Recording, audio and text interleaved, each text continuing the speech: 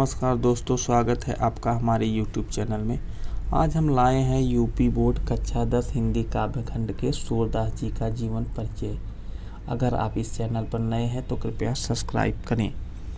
सूरदास जी का जन्म वैशाख सुदी पंचमी सन 1478 ईस्वी में आगरा से मथुरा जाने वाली सड़क के पास रूनकता नामक गाँव में हुआ था, पर कुछ विद्वान इनका जन्म दिल्ली के निकट सीही गाँव में मानते हैं।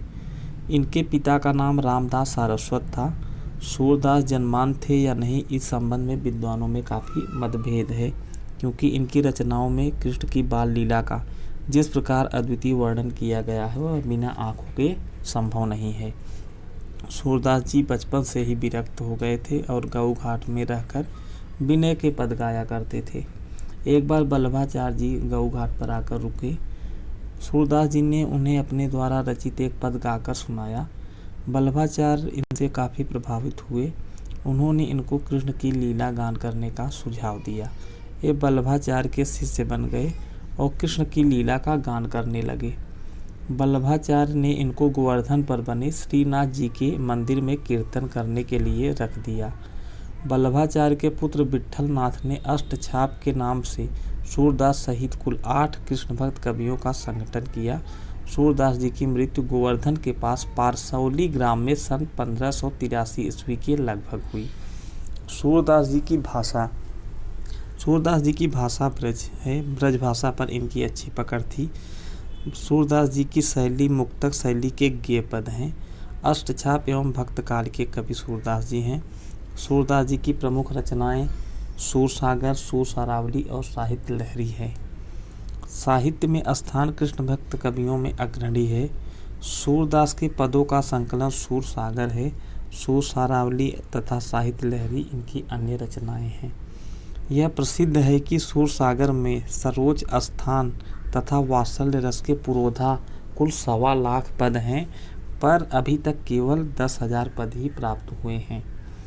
सूरसारावली कथा वस्तु, भाव, भाषा, शैली और रचना की दृष्टि से निसंदेह सूरदास की प्रमाणिक रचना है। इनमें 1107 छंद हैं। साहित्य लहरी सूरदास के 118 दृष्टकूट पदों का संग्रह है। सूरदास ने कृष्ण की बाल लीलाओं का बड़ा ही विशद मनोरम वर्णन किया है। श्री कृष्ण के बाल जीवन का कोई ऐसा पक्ष नहीं होगा जिस पर सूरदास जी की दृष्टि न पड़ी हो। इसीलिए इनका बाल वर्णन विश्व साहित्य की अमर निधि बन गया है। गोपियों के प्रेम और विरह का वर्णन भी बहुत ही आकर्षक है। संयोग तथा वियोग दोनों का मर्मस्पर्शी चित्रण सूरदास ने किया है। सूरसागर का एक प्रसंग भ्रमर गीत कहलाता है। इस प्रसंग में गोपियों के प्रेमोवेश ने ज्ञानी उद्धव को भी प्रेमी और भक्त बना दिया। सूरदास के काव्य की सबसे बड़ी विशेषता है उनकी तन्मयता। ये जिस प्रसंग का वर्णन करते उसमें आत्मविभोर कर देते हैं। इनके विरह वर्णन में गोपियों के साथ ब्रज की प्रकृति भी विषाद मग्न दिखाई देती है। सूर की भक्ति मुख्यतः सखा भाव की है। इनमें विनय, दाम्पत्य और माधुर्य भाव का भी मिश्रण है। सूरदास का संपूर्ण काव्य संगीत की राग रागिनियों में बधा हुआ पद शैली का गीत काव्य है।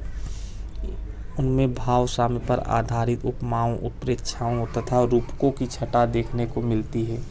इनकी कविता ब्रजभाषा में है। माधुर्य की प्रधानता के कारण इनकी भाषा बड़ी प्रभावोत्पादक हो गई है। व्यंग्य, वक्रता, वाग्विधता सूर की भाषा की प्रमुख विशेषताएं हैं। सूरदास ने मुक्तक काव्य शैली को अपनाया है। कथा वर्णन में वर्णनात्मक शैली का प्रयोग हुआ है। समग्रतः इनकी शैली सरस एवं प्रभावशाली है। सुर की प्रत्येक पद सरसता, मधुरता, कोमलता और प्रेम के पवित्र भावों से परिपूर्ण है। सूरदास ने अपनी उत्कृष्ट रचनाओं से हिंदी साहित्य को जो गरिमा प्रदान की है वह अद्वितीय, अतुलनीय है। सूरदास जी हिंदी साहित्याकाश के दीप्यमान सूर्य हैं, जिनके समक्ष और अन्य सभी कवि साधारण नक्षत्र से आभासित होते हैं। सूरदास जी हिंदी साहित्य के प्रतिभा संपन्न कवि थे। सूरदास जी जहाँ वात्सल्य रस के सम्राट हैं, वहीं श्रृंगार रस को सौंदर्य प्रदान करने में भी समर्थ हैं।